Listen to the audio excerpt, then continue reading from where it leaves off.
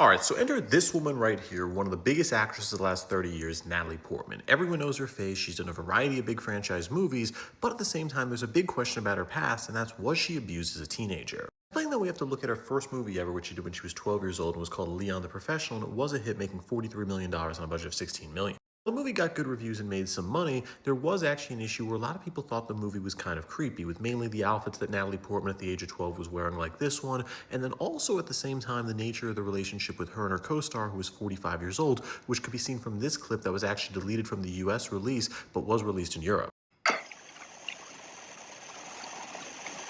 A girl's first time is very important.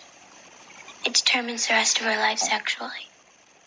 I read that once in one of my sister's magazines. Girlfriends told me that they hated their first experience.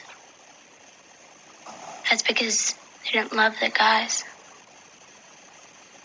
They just did it to show off. Afterwards, I started liking it, like cigarettes. The only reason that clip didn't make it into the US release was because test audiences found it creepy, but what's even creepier is the original ending, because Natalie Portman at the age of 12 was actually supposed to get involved formally in a romantic relationship with John Reno's character, who was 45 years old, and the only reason that didn't happen was John Reno said he wouldn't do it because it was too creepy. And things just fall off the charts for creepiness when you know that this man right here, Luke Besson, was the director of Leon the Professional, and just a few years earlier, he hired a 15-year-old girl to work in one of his movies, and he ended up dating her.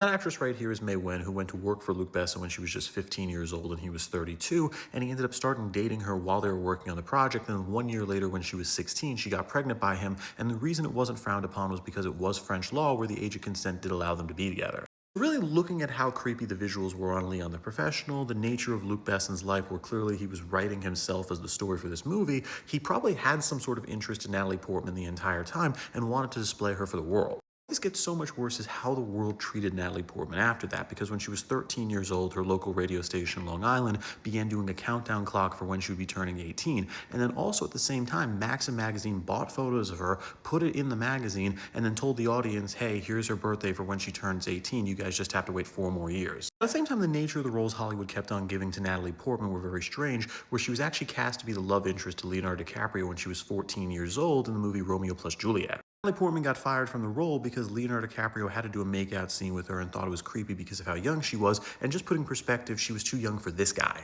Hollywood just kept on typecasting her with older men, where when she was 14 years old, she was cast in the movie Beautiful Girls, where she was trying to be with a 30-year-old man. When she was 17, Hollywood tried to get her naked for the first time for the movie Anywhere But Here, and was even trying to time the filming of a sex scene for when she'd be 18 to allow partial nudity, but she ended up turning that down.